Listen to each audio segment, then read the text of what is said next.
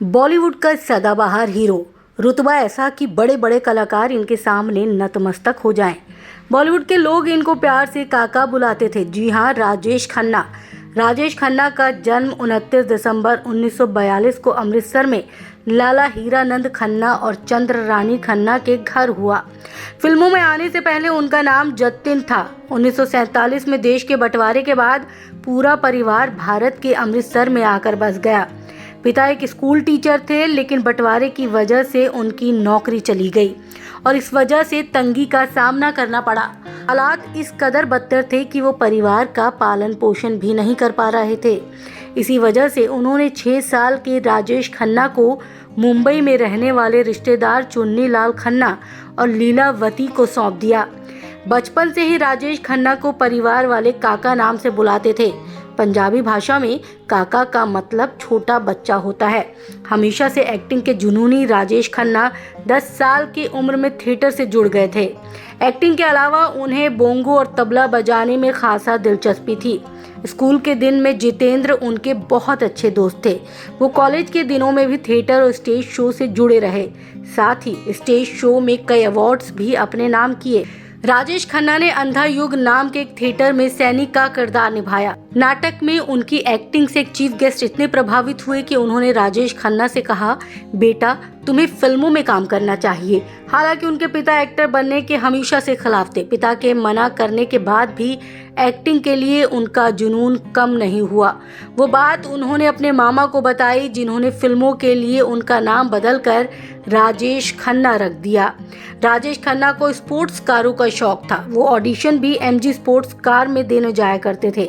उस समय ऐसी कारों का कलेक्शन फिल्मी सितारों के पास भी नहीं होता था। जब वो ऑडिशन देने जाते थे तो उनकी कार वहां पार्क होती थी, जहां कई फिल्मी सितारे और डायरेक्टर प्रोड्यूसर की गाड़ियां खड़ी रहती थी। कभी कभार जब राजेश खन्ना की मुलाकात किसी डायरेक्टर से होती थी तो वो कहते थे, अगर आप जूनियर आर्टिस्ट का भी रोल मुझे दे देंगे तो मैं उसे पूरी शिद्दत से करूंगा। लेकिन कोई भी उनकी बातों को तवज्जो नहीं देता था। बात है साल 1965 की। फिल्म प्रोड्यूसर्स ने मिलकर all India talent Hunt contest का आयोजन किया। शो में 10,000 से ज्यादा लोगों ने हिस्सा लिया। उसमें से एक थे 23 साल के राजेश खन्ना। इस हंट में राजेश खन्ना ने इतना जबरदस्त परफॉर्म किया कि वो पहले टॉप 8 की लिस्ट में शामिल हुए और फिर विनर बने। लड़कियों में ये खिताब फरीदा जलाल ने जीता था और विनोद मेहरा और लीना चंद्रावरकर रनर अप रहे थे। राजेश खन्ना को प्राइज के तौर पर 2 फिल्में ऑफर की गई थी।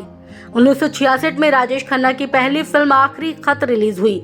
इस फिल्म को 40वें ऑस्कर अवार्ड के बेस्ट फॉरेन लैंग्वेज फिल्म के तहत एंट्री मिली थी, लेकिन फिल्म नॉमिनेशन राउंड से बाहर हो गई। हालांकि राजेश खन्ना की पहली फिल्म फ्लॉप रही। 1967 में उनकी दूसरी फिल्म राज रिलीज हुई, जिसने बॉक्स ऑफिस पर कमाल कर दिया। फिल्म का बजट 65 लाख था, जिसने इंडियन बॉक्स ऑफिस पर 1 करोड़ का कलेक्शन किया।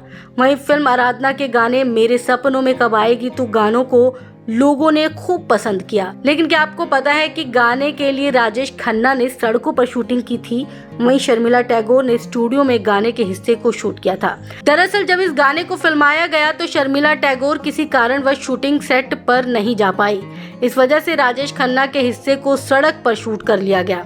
वहीं बाद में एक स्टूडियो में शर्मिला टैगोर के हिस्से को शूट किया गया, जिसे बाद में एडिट करके दर्शकों के सामने लाया गया। राजेश खन्ना की लोगों के बीच में जबरदस्त दीवानगी थी। जहां वो फिल्मों की शूटिंग करते थे, वहां पर फैंस उन्हें देखने के लिए पहुंच जाते थे, जिससे कभी कभी हादसा भी हो जाता था। एक किस्सा है फिल्म अमर प्रेम का। इस फिल्म के एक सीन की शूटिंग कोलकाता के हावड़ा ब्रिज के नीचे हो रही थी, जहां पर राजेश खन्ना को शर्मिला टैगोर के साथ बोट में नजर आना था, लेकिन बाद में वहां के अथॉरिटी ने इसके लिए परमिशन नहीं दी। अथॉरिटी का कहना था कि राजेश खन्ना को देखने के लिए हावड़ा ब्रिज पर इतने लोग जमा हो जाएंगे कि पुल टूट भी सकता है, इसलिए शूटिंग वहां नहीं हो सकती। राजेश खन्ना के दोस्तों के लिस्ट में साउथ एक्टर कमल हसन का नाम भी शामिल है। एक बार राजेश खन्ना के साथ कमल हसन एक अमेरिकन फिल्म देखने गए थे। वहां मौजूद लोगों को इस बात का बिल्कुल भी अंदाजा नहीं था कि वहां पर राजेश खन्ना भी हैं। सब कुछ ठीक था और फिल्म भी खत्म हो गई, लेकिन राजेश खन्ना फिल्म खत्म होने के बाद उसके टाइटल एंड को देखने लगे। उधर कमल हसन को इस बात की चिंता सताने लगी कि अगर ये बात वहां मौजूद लोगों को पता चल गई तो थिएटर में भगदड़ मच जाएगी। आखिरकार वही हुआ।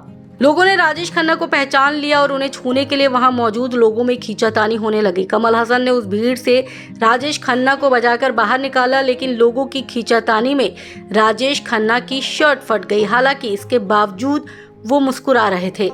राजेश खन्ना ने अपने करियर में कई हिट फिल्में दी, लेकिन उनका स्टारडम भी एक समय के बाद कम हो गया। रिपोर्ट्स की माने तो जब फिल्मी दुनिया में एंग्री मैन अमिताभ बच्चन की एंट्री हुई तो उनका जादू लोगों में फीका पड़ने लगा। वजह ये थी कि उन्होंने एक्शन फिल्मों में काम करना शुरू कर दिया था, लेकिन दर्शक सिर्फ उन्हें रोमांटिक फिल्मों में ही देखना चाहते थे। फिल्मों के ऑफर जब कम मिलने लगे तो उन्होंने छोटे पर्दे पर भी हाथ आजमाया और कई टीवी सीरियल भी किए। हालांकि इन टीवी सीरियल में रोल के लिए भी उन्हें काफ़ी जद्दोजहद करनी पड़ी और बहुत मुश्किल से रोल मिलता था। जहां एक वक्त ऐसा था कि राजेश खन्ना के घर के बाहर लोगों का हुजूम रहता था, वहीं जिंदगी के आखिरी सफर में वो बिल्कुल अकेले थे।